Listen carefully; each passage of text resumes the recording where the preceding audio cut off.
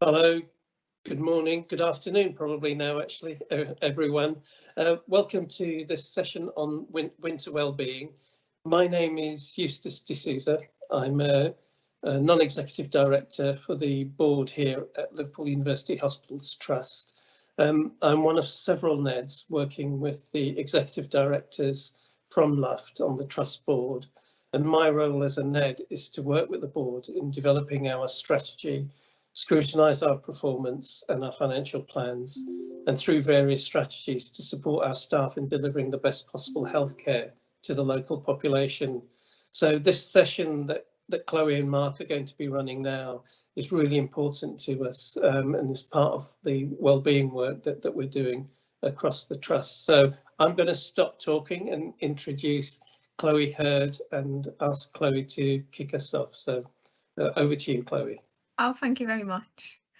So I'm Chloe Hurd. I'm the Associate Psychological Practitioner. So I work within occupational health and psychology for the Staff Support Psychology Service and for the Health and Wellbeing team. And with me today is Mark Island, who's our Research Assistant. So I'll pop over to the next page to show you what today's overview is. But first of all, Mark, if you'd just like to say, introduce yourself. Yeah, thanks, Chloe. Good afternoon, everybody. My name's Mark Island, and I'm the research assistant here for occupational health in the staff support service. So I just thought that it might be a good idea before we get going, just to give you a little breakdown of what we're going to cover today. So obviously, as you all know, this is the Winter Wellbeing webinar. So we're going to talk a little bit about that. We're going to talk about how to manage some of the negative things that we experience during winter. We're going to have a little chat about some ways that we can kind of break those vicious cycles when we don't really feel like doing anything, or we feel, a little bit down in the dumps.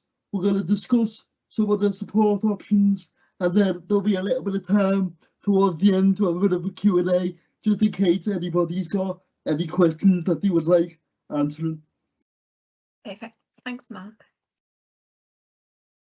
So I thought it's important to have a little check-in. I know maybe you've had a busy morning or you might have a hectic afternoon. It's Friday. We've also got the weekend. So I think it's nice to have a little check-in, bring our attention to this moment in the webinar. So I'd like to invite you today to maybe potentially do that with us if that's comfortable. So what we're going to do is a really simple breathing exercise. So what we're going to do is breathe in for 4. Hold for 4, and then breathe out for 6. Now, I'd like to, if you'd like to, use your fingertips to guide with that breathing technique as well, but it's also a sensory tactic of grounding. So, for example, you breathe in for 4, so 1, 2, 3, 4. You hold for 4, 1, 2, 3, 4, and then you breathe out for 6. So first of all, I want you to get yourself comfortable, so maybe sit back in the chair. I like to close my eyes sometimes, but if you don't feel comfortable doing that, if you'd like to stare off into the distance or maybe gently soften your gaze to the ground.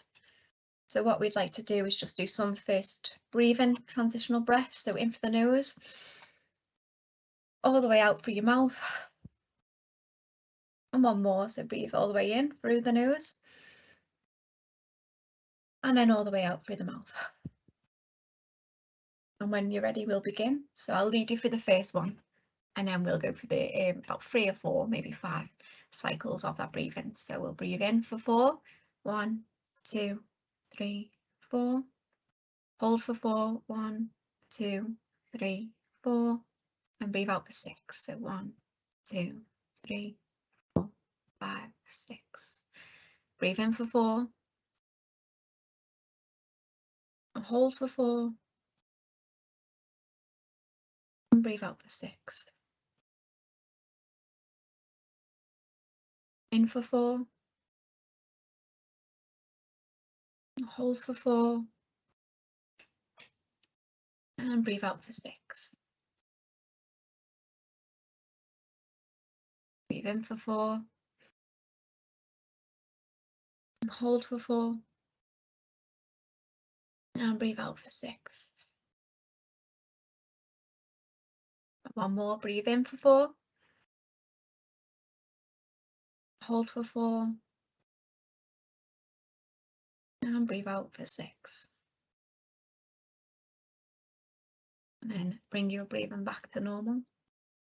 And what I'd like you to do just for a few moments is to notice where your body's at.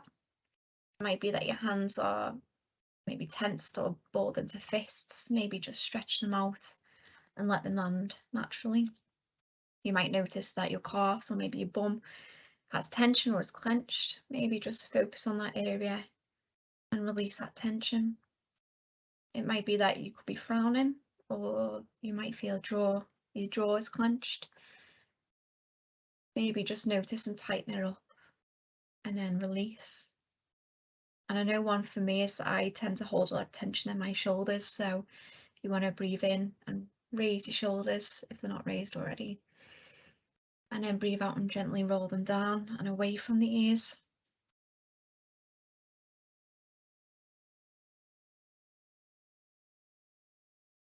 And while we're being present, just noticing that breath. So breathing in and breathing out. And it's normal to let your thoughts maybe wander. And it's not to berate yourself for being maybe preoccupied, but gently just acknowledging them and bring them back to focus on your breathing is a good anchor point.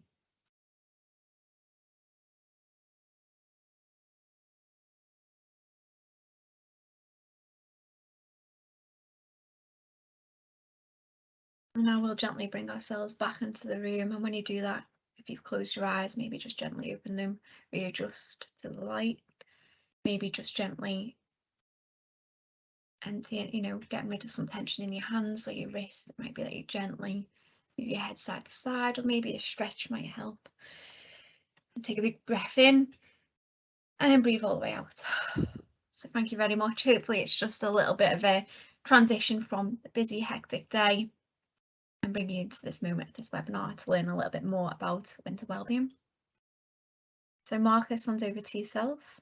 Yeah, thank you, Chloe. So now that we're all feeling a bit more calm and a bit relaxed, I think what we would like to do now is just open it up for a little bit of like audience interaction. And if maybe a couple of you could just type in the chat box and tell me maybe what winter does to you. Because I know personally for me, when it's a bit darker and a bit colder, I tend to feel like I'm a little bit less motivated, you know what I mean? And I want to hit the sleep button a few more times often than I would normally do, and just like stay in bed and just kind of try and avoid things. So that like it definitely affects my motivation. But if anybody would like to just kind of add stuff in the chat box, you're welcome to do so. And I think we mentioned, Mark, when we were talking about this, is when it gets darker and colder and with that lack of motivation, I tend to, I just can't be bothered to cook as much, I guess. So I'm more inclined to take away. A takeaway week every fortnight is absolutely fine. But I noticed sometimes it was increasing, maybe a few takeaways every week. So I think it's just being mindful of the change in habit as well. Yeah. Has anyone put anything in the published Q&A, Mark, if you don't mind just checking? No, not as of yet. Oh, That's yeah, fine. there's one. So somebody says early dark nights seem to drain energy levels. Yes, absolutely. And that's something that we touch upon, isn't it, in a minute? Yeah, that's something that's perfectly normal during these cold winter months. Yeah, that's perfectly reasonable. Thank you very much. So we'll move on to exploring winter wellbeing as a whole. So as you mentioned, it's very common to be affected by the change in seasons. You might notice that you're feeling less motivated, lack that energy, you feel zapped. In the colder months, so that was explained by Melrose 2015. Now, throughout this webinar, you might see and hear us referring to some papers, and we have a reference list at the end, so if you'd like to have a little look at that or do some further reading, please feel free to do so. We are less likely to go outside because it's colder, it's more likely to rain. We work and we come home, we get your jammies on, you don't really want to go out after that. So that means that we do have less light exposure, which consequently reduces our production of vitamin D. And we've all heard about vitamin D, but vitamin D is contribute significantly to low mood if you lack vitamin D, fatigue as well, and that poor concentration. And there's a number of papers there that explore that a bit further. And with that in mind, we then tend to be less physically active, especially in dark mornings, darker evenings as well. So I feel like that definitely reduces our social connectedness, and being with family or friends, peers, networks and things like that. So that limited social situations and plans can definitely then lead to low mood. And this is something that we'll maybe discuss a bit more in depth later, but social connectedness is huge. Something I mentioned a little bit before was eating a balanced diet can be really hard in the winter. So I mentioned about having a few more takeaways, maybe because I just lack the energy or motivation to cook when it's colder and darker. You just want to kind of go to bed or cuddle up.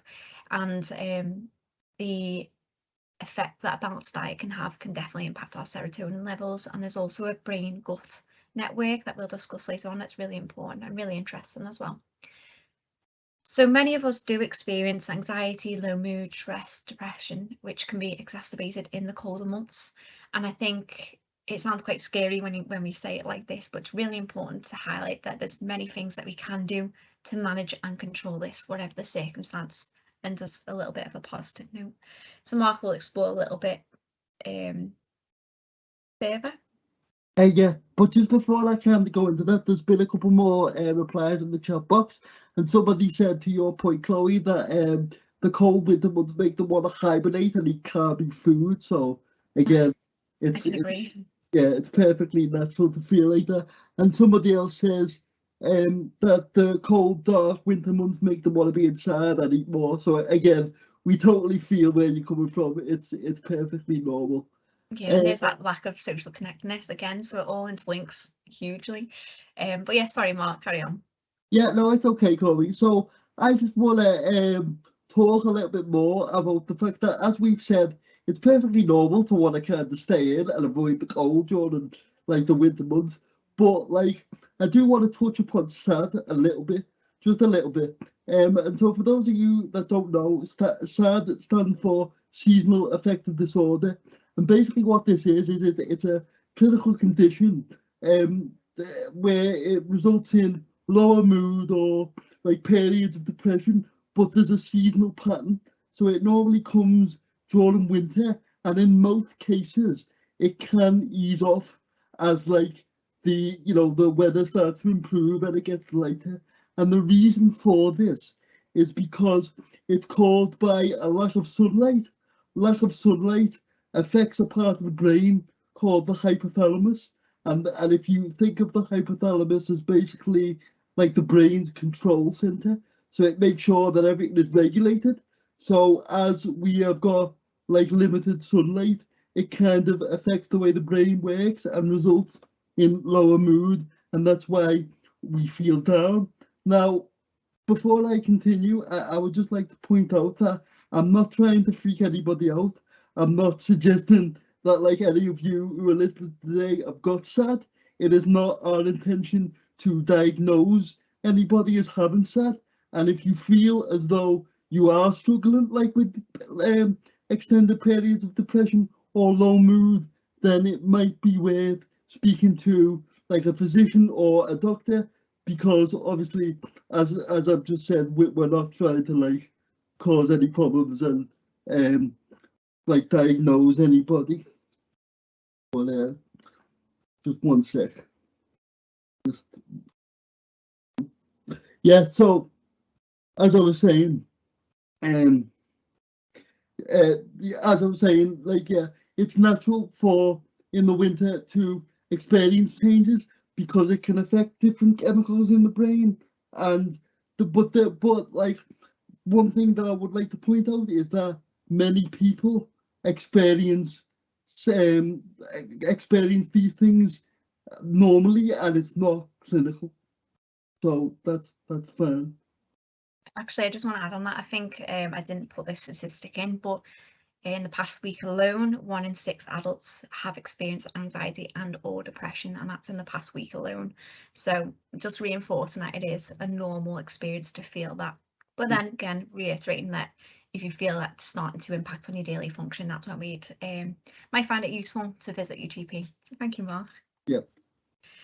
So management then, you might think or say to yourself, well, I do look after myself, I still feel low.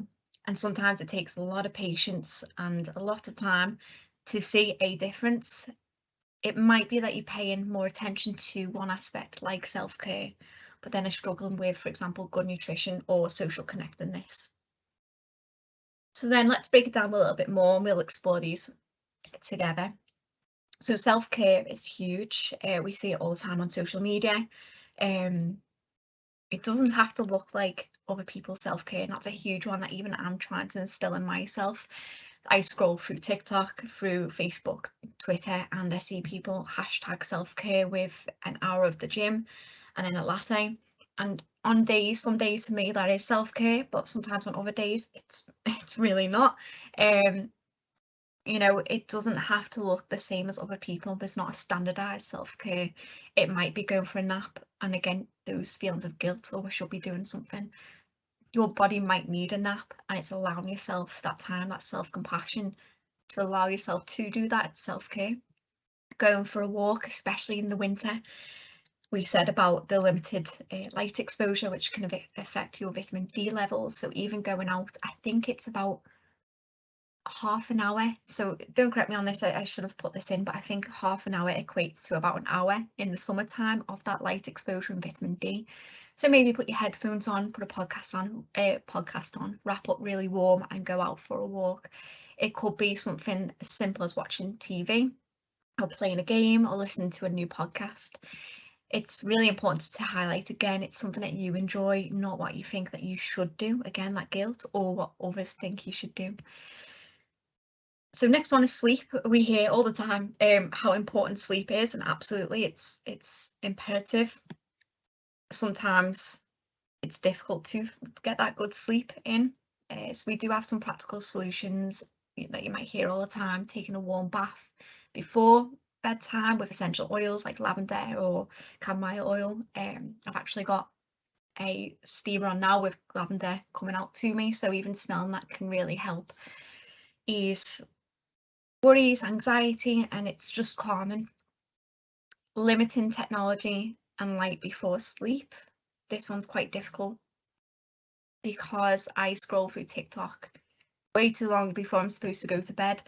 So I'm trying to implement a habit of limiting that technology time, so maybe an hour of TikTok before bed, and then having a downtime of reading a book or something a bit more light on the eyes.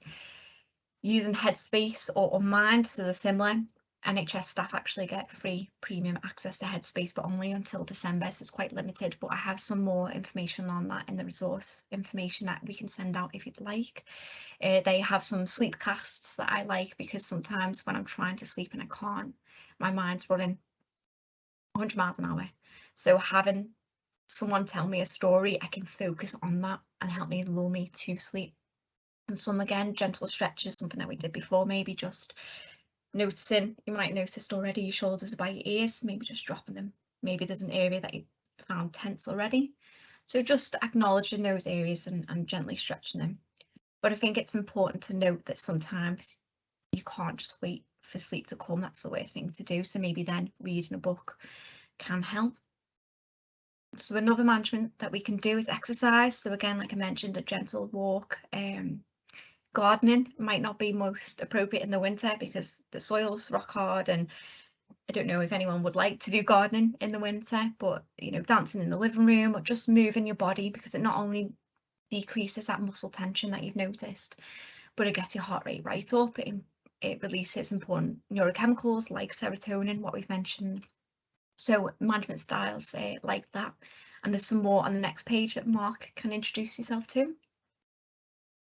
Yeah, so I think what Chloe is saying, that we should do things that like help us to kind of manage our anxiety, and as well as doing certain things, we should try and do like healthy behaviors. Now, as we've just mentioned previously, in the winter, you know, we do want takeaways and carbs and things, so it is a little bit more difficult to do these healthy things. But one thing that you can do is try and reduce drinking. Now, I'm not like turning into the Grinchian and suggesting that nobody should have a drink over Christmas or anything like that, because I'm partial to a tipple myself. But if you're trying to kind of improve your mood by drinking, that's like not really the best thing that we can do, because although it might work in the short term, over the longer term you're going to actually feel more negative in terms of the way you feel, on top of the fact that like it's darker and it's winter and things like that, because of some of the neurotransmitters that get reduced when you have a drink. Another thing that you can do is actually routine. You know, sticking to a routine and trying to do things in like an orderly fashion can really help to make us feel better. Humans are just in general creatures of habit. We like to kind of stick within our lines and do things that we're comfortable with. So like Chloe said, you know, try and get up each day, try and have some breakfast, try and make sure that you sleep at like a regular time. Try and set aside time to do chores around the house. Like, again, I know that it's difficult because we feel quite low, but if you just try and kind of encourage yourself to do these things on the regular, then it can really help. The next one is social support. Now, because it's winter, because it's darker, it does make us a little bit less socially connected, as we've said before. But again, humans thrive on contact with each other. So the benefits of like seeing people are absolutely fantastic in terms of like general well-being and the way it makes us feel. It releases all sorts of happy brain chemicals when we see people. You can get out the house, you might do a couple of activities with people.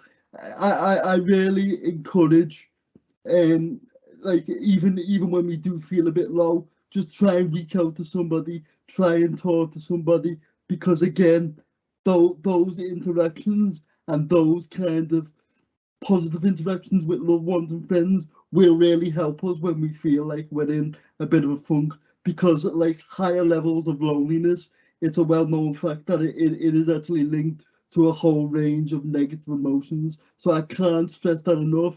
Try and interact with friends and loved ones.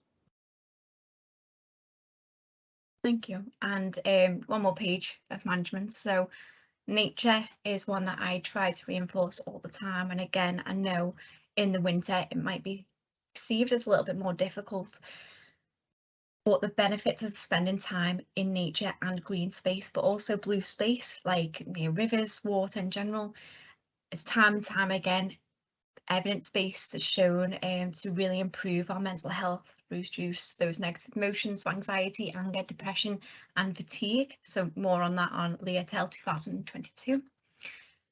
Likewise, as you can imagine, spending time in nature probably involves maybe walking, just moving your body, so it can expose us to improve our physical health, blood pressure, and sleep. Really important. So diet, this is something that we touched upon very briefly at the start. The digestive system, so I don't want to be too technical, but I feel like it's really interesting as well to hear about this second brain, gut brain connection. So the digestive system has its own nervous system, nicknamed our second brain, and this gut brain connection to our big brain via loads of different networks of nerve pathways always communicate with each other, and 95% of our serotonin is found in the gut. So if you can think, if you feed your body with maybe a poor diet of processed foods, high sugar, really unhealthy diet, it can alter that gut bacteria, which then impacts the serotonin levels, which is really essential in regulating our brain chemistry. And if it affects that brain chemistry, that can consequently affect our mental health. It's really important, and I think it's really interesting to read because there's been a recent influx of papers on that, so please feel free to have a little look about more of this gut-brain connection. It's really interesting. And last but not least, definitely not least, so we've obviously been quite limited in exposing you to some management styles, but the light box is something that I wanted to mention. Now, there's very limited research on the benefits of light box, or sad box as it's otherwise known as. But some people really say it's really helpful, some people say it doesn't really do much, so you know, feel box or light box is a light therapy that replicates sunlight, so you can get it in different forms, like a ball or a box, and it aims to improve your mood. Kind of just helps with that light exposure. Please feel free to have a little look, see what you think, maybe if you want to invest in it, but feel free to do your own research. And I think, Mark, this one's yours, isn't it? Yeah, it is, Chloe, thank you.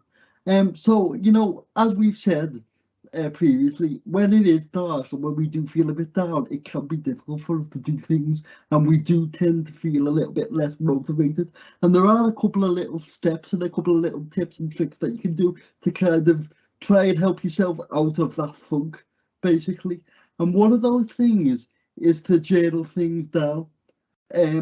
Just write down each day. You don't have to take ages doing it. You don't have to like write some sort of Stephen King novel. We're just literally talking about, you know, writing down a few little points about how you feel each day, just so that you can kind of begin to see like how you're feeling, like what times of the day you feel a bit more negative. But it's not just about like looking at the negative things. It's also looking at the positive things too. So there might be times when you're writing things down where you notice that you do feel good when you do certain activities, or you might discover that something that you're doing throughout the day is actually improving your mood. And so it's not just about trying to identify the bad when you do journal exercises. It's also a way of helping you to identify what is actually working. Now, to kind of go along with this a little bit, you know, as I've just said, we do find it difficult to do like everyday tasks when we feel a bit down. It's perfectly natural. And one of the ways that like I in particular kind of dig myself out of this is to write down a to-do list, because I find that by doing that I can actually break tasks down into things that are much more manageable. So for example, if I've got like a million things that I need to do today and I'm thinking, well, I need to do the dishes, I've got to walk the dog, I've got to do this, that and the other, if I can like break that down into like small manageable chunks and just do one of those things, it will really help me to feel like I've accomplished something and just kind of improve my mood and get those kind of positive chemicals firing in my brain again. So I hope that makes sense to you guys. And also, this is a really big one, this last one for me. I'm a huge vinyl collector, you see, and nothing makes me happier than sitting down after a long day and playing a few of my favourite records. Music, studies have shown that music has all sorts of positive benefits, and it really does cool positive things to the brain. So I can't emphasize enough, just like throwing on Spotify or Apple Music or whatever you got and belting out a few tunes. It will really help you to feel better. Agree. And lastly, again, not least, just a few other ways to break those vicious cycles. So mindfulness, you've probably heard it a lot. Again, it's like nature. There's such an abundance of evidence-based for it. So mindfulness can help you learn to stay with those difficult thoughts and feelings without analysing it or avoiding it, encouraging them and things like that. It helps to ground you, so something like we did this morning with the breathing exercise, it helps to ground you in that moment and anchor you there and bring you to the present moment without focusing on past regrets, future fears, without helping you get caught up in that moment. And that kind of links to self-compassion. Self-compassion is described as being kind and understanding to yourself as you would to other people. So we always hear, you know, you be kind to others, and usually that kindness is extended outwards. But we always hear people struggle to bring it in towards ourselves, and it's like mindfulness. It's a skill that and a habit that you have to keep doing. And I still do it myself. You know, sometimes I'm a bit self-critical or harsh, and it's just something that you have to practice daily. And there's this evidence to show that practicing self-compassion reduces depression, anxiety, and improves life satisfaction. Now, in terms of mindfulness, I mentioned again briefly, the Headspace app and Unmind app are really good. They have a minute to maybe 5-minute videos, just very short clips on helping you practice mindfulness and self-compassion, but there's loads of other ones on there, you know, anger, anxiety, things like that. My favourite at the moment is the self-care box. So when you are feeling low in mood or anxious, it is hard to implement those things that we've mentioned because you are, you know, low mood, low motivated, things like that. So it's hard to get yourself out of that hole when you're in it. I know from personal experience. So I found an example of a care box and I thought it was really nice. I wanted to share with you all. So it's putting together a box of things that you really like, your favourite things when you are struggling. And it's like a first aid for your mental health, and that could include your favourite book, a stress ball or sensory toy that you like, could be photos of something you find comforting, a soft or weighted blanket, or even soft, nice fluffy socks or slippers. Favourite, it says snacks, I meant to put snacks or mints, and comforting items like lavender candles. So I created my self-care first aid mental health box a few months ago, actually, in preparation, because I know when it's winter I do feel a bit lower mood because I'm not really socializing as much. So I've come prepared. So in there's my favourite fluffy socks, a few photos of friends, family, animals that I like. What else is in there? Definitely some snacks, which I've dipped into sometimes, but it's just nice because I've prepared, so when I do feel low I can open it and it just makes me feel a little bit better. So I definitely look at a self-care box for the future. So some very simple self-care things that you can do. So breathing exercises, something similar to before. So the breathe in for 4, hold for 4, out for 6. There's also loads of different ones, but another one I like is the 3-1. I don't know if that's a technical term, but so you breathe in 1/3 of your capacity, your lung capacity, and then you hold. Then you breathe in 2/3 of your capacity, and then you hold. And then you breathe in full capacity, and then breathe it all the way out. And there's loads of different variations out there, so please YouTube, I'm sure you can find many out there. Muscle relaxation is something that we did touch upon a little bit at the start. So it's just targeting areas of your body. It's like a body scan. So you can start up from your toes to your head or your head to your toes. And it's just squeezing certain areas and breathing in. And when you breathe out, just release, and doing that to each body, just like a muscle relaxation all over. Grounding, again, this is another big mindfulness tactic. So there's plenty of grounding out there. Again, breathing exercises are part of them. There is a 5, 4, 3, 2, 1. Again, I don't know if that's the technical term, but there's 5 things you can hear, 4 things you can see, 3 things you can touch, 2 things you can smell, and 1 thing you can taste. So it just anchors you into that moment and makes you use all of your senses when you feel quite overwhelmed. And last on my line, because Mark will be reading the next one, is gentle stretches. So again, maybe you've noticed you slumped over, your shoulders are raised, or somewhere's tense, maybe just stretching your arms outwards or anywhere it feels comfortable, and it just gets your body a little bit more relaxed. Yeah, so I'm going to do this bottom line, and we've already kind of covered this first one, but again, time in nature can really help.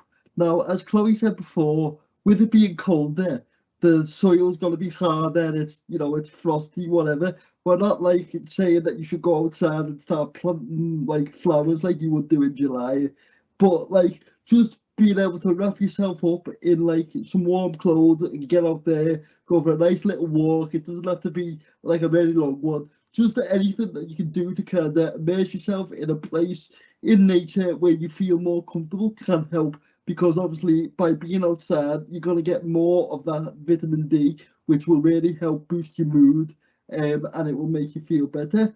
Now this next one like might seem a little bit weird because it just says laughter, but there is such thing as laughter therapy, and it basically involves like the person kind of starting off by doing a fake laugh, and like that sounds really weird to say, but like but over time you kind of like amp it up, and you kind of you increase like the noise that you make when you do it. But that's actually not what we are suggesting. I just wanted to make you aware of that. Like, laughter can be done by, like in my case, it can just be done by putting on SpongeBob SquarePants. Like, I'm 31 years old, but that show still makes me crack up when I've had a bad day. So just anything like that, put on something that makes you laugh, watch your favourite TV show, anything like that that can increase your laughter, that will really help. Again, like I've covered before, connecting with others is really important. Being with friends, being with loved ones, interacting with the people that we care about can really give you that mental boost, can really like get the brain chemistry going, can encourage those positive, happy chemicals to come out. And like, so in the winter when we feel a bit down, that can really be useful. So try, if you can, to interact with the people that you care about and see them as much as possible. And this last one, aromatherapy. Chloe's mentioned this before. She's actually burning lavender right now. Aromatherapy can have like many positive benefits, both mentally and physically. And there's lots of research that shows how positive this can be. So even if it's just something as simple as burning lavender, burning lemon, burning chamomile, sorry, any of these things can really improve the way we feel and just make us feel a bit happier when we feel a bit low. So again, there's many things that you can do to kind of make yourself feel better, but we're just providing like a little selection of some of the things that you could try. Thank you. So the support options, there are links. I created a resource information on a document on Word, and we're more than happy to send that out if you require it. So just a few snippets. So like we said, if you feel like your mental health is starting to disrupt your daily life or your daily interactions, it might be helpful to visit your GP. Additionally, if you do live in Liverpool, you can access Whittle Mind. Now I know it says Whittle, but they've clarified it's for anyone living in Liverpool, and they offer online low intensity cognitive behavioural therapy. There is also access to talking therapies, and you can do this by self-referral. So there's different ones. So Talk Liverpool is for Liverpool, but we've also got Talking Together, which is the Whittle. So each section might have different talking therapies. So again, this will be on the information leaflet if you want. The Cheshire Merseyside Resilience Hub can offer psychological support for NHS staff. So please feel free to access their page, but they've also got some really good self-help resources like self-compassion, burnout, things like that. There are different support groups, so Mind is a big one. There is a group called WHISC for women or those identifying as women to seek support. I think they do peer-supported groups for anxiety and depression in Liverpool. Please feel free to explore that further. And likewise, Andy's Man Club, I think they have over 60 groups nationally, and they offer a safe space for men or anyone identifying as men for support there. And I think that there is definitely one in Liverpool, so again, please feel free to have a look. Walton's Our House is a really great service in Walton. They offer a range of groups, knit and natter, sit down with a cup of tea. The one I like is called Frame of Mind, and that offers free snooker for men. And you go there, you can have a bit of fun, but you can also talk and touch base on your mental health if you're open to that. For NHS staff within the Liverpool University Hospital Foundation Trust, Remploy offers dedicated confidential mental health support in the workplace for up to 9 months, and that's helping you get back to work, stay in work, any workplace adjustments. The number and emails on there, that's for NHS staff for the loved hospitals. Samaritans, as we all know, it's 116123, but they've also got a dedicated NHS staff support number, which is on the screen. If you haven't heard of the Hub of Hope, it's an amazing app, and you can get it on the internet as well. So if you type in, it's there as well, Hub of Hope. And it allows you to look at any services around the area. So say if you want a service specifically for eating disorders in Liverpool, you type that in and it comes up with different services around that area. And the information, website, things like that. And I think last but not least, if you are in a crisis, the number's on the screen. If you live in Merseyside, region, Liverpool and Sefton, there's a specific number there. And for Halton, Knowsley, St Helens and Warrington, there's a different number, and that's offered by Merseycare 24/7 helpline.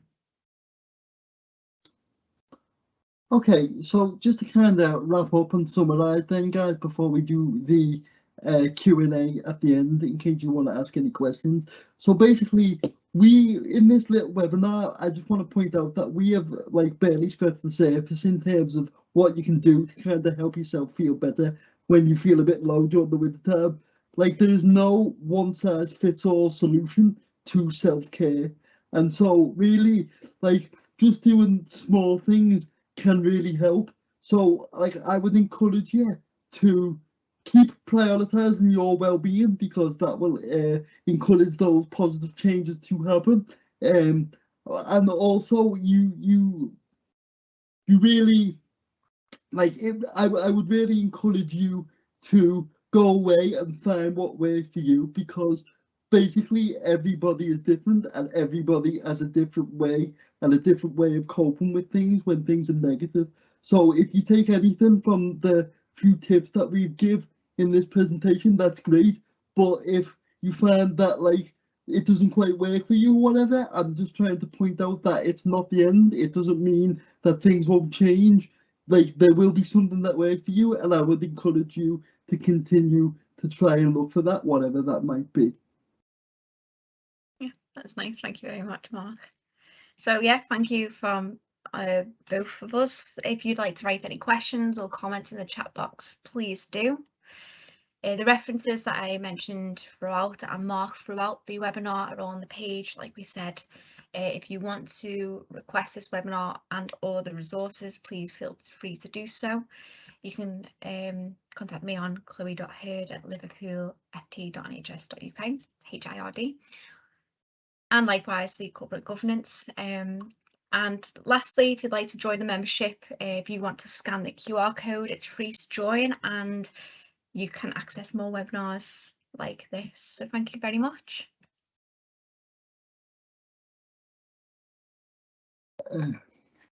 And Mark, if you don't mind, if there is any questions, I just don't want to get off the screen. If you don't mind reading any out, if they do come. Yeah. So somebody has said, due to their work patterns, they find that during the winter time they don't get much exposure to sunlight, and it impacts them mentally. Are there any supplements we would suggest to take to try and help with this? So that's a really good question. It's really difficult with shift patterns. I used to do nights myself. You know, you go to bed when it's nice and light or dark in the winter, and then you come home when it's dark. So it is really difficult. First of all, maybe a light box or that sad box might be something you're interested in. Please do your research and feel free. It might be something you benefit from. And I do want to note that me and Mark aren't doctors.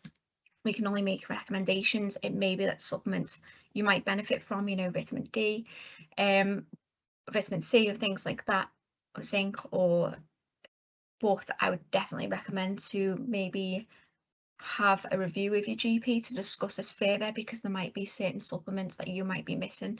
If you do a blood test, and then they can recommend you further. But in terms of what we can maybe suggest with the night shift or alternative shift patterns, it's really difficult to keep that routine going. I definitely say to still keep alarms to wake up at the same time if that's possible. Mental health, you know, we did say just making little changes like going out for a walk, even though I know you're really tired, it might be the last thing you'd want to do, but still maybe see if you can encourage yourself to do 20 minutes stretching, and it might be that you find that that impacts your mental health as well. Okay, somebody else says, can I take steps before winter to prevent getting sad symptoms?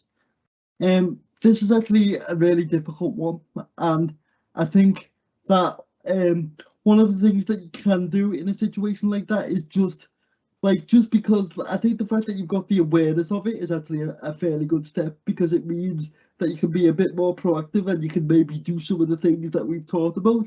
It doesn't necessarily mean that you have to change your routine totally. It just means that, you know, you might want to have a care box, for example. You might want to invest in a satellite. You might want to put on like the office when you notice that your mood is a little bit lower than it normally is. Just kind of, because you're aware of it, just kind of trying to do some of those things will actually help. I think you're right. Oh, sorry, Mark. I think you're right. Just implement those steps beforehand. Maybe notice what your pattern is. Like I mentioned, I tend to eat more takeaways in the winter. So knowing that, maybe trying to preempt that. So can I meal prep when it gets colder? I just started a HelloFresh subscription, so that encouraged me to cook, and it is easy. I know they just give you the ingredients, but I've got it then, and then I can cook it. Things like that. Maybe that's not something that you struggle with. Maybe it is you notice that you exercise less in the winter. So how can you preempt that? How can you encourage that exercise to be standardized across the winter months? So maybe just creating your own care plan on what you notice starts to deteriorate and what makes you feel better. So just making notes of that prior to those colder months. Okay, are you done, Chloe? Sorry. Yeah, sorry. Go on. So somebody else says, what would you recommend to eat to assist to boost your mood during the winter months? Was that eat? Sorry, Mark. Eat, yeah. Eat. You know what NHS always says, a healthy balanced diet. So definitely increase your veggies, leafy greens. There is actually, I'll put in some information on the information leaflet I'll provide if you'd like some recommendations on that, so I'll put that in. But again, it's just what you'd expect. Maybe reduce processed food. Definitely, like I said, vegetables, protein, fruit and veg. Have you got any recommendations, Mark? Yeah, again, like, things like salmon can really be good. They call it brain food. So if you can kind of eat some of those things, it can kind of increase those vitamins. And anything that's kind of high in vitamin D can help in this situation. But again, before you go off and like do any of these things, we recommend that you would like consult with a doctor, because obviously we're not trying to put you in a situation where you would cause yourself more harm. So definitely just be a little bit more cautious and kind of like speak to a professional first, a GP or a physician. That's a really good question. No, that's something that I'll put in the information leaflet before I send out if anyone requests it. So thank you. Let's see what else we've got.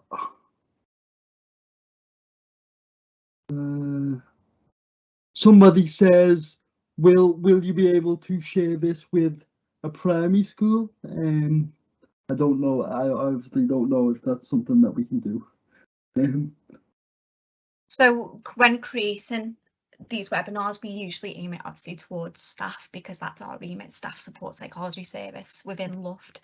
I don't see why not. However, if you'd like to contact the corporate governance team, they could probably advise you further, but it needs some editing. For example, we've got the Remploy, which is for NHS Luft staff, so things like that would need editing. But if you'd like to discuss that a bit further, you can either contact the corporate governance team, who would potentially then contact me. So great question, but if you'd like to follow up on that, please do. Somebody says that they love the fact that SpongeBob makes me laugh, and that that the person who wrote this question is actually 28 and still enjoyed The Simpsons. Well, I appreciate I appreciate that there's another cartoon lover in the audience. That's great. I don't think you can go wrong with SpongeBob. Oh, it's great. Let's see. We got one more question, Mark. I don't think that there is. I think that we covered it. Great. Okay. Well, thank you so much, everyone, for your questions. They've been really thought-provoking. The diet one, I'm actually going to put that in the information leaflet, so I'll look at that. So thank you very much. If not, I hope you've enjoyed a bit of an insight from myself and Mark. So thank you, Mark, as well, for joining. Yeah. Thank you, guys.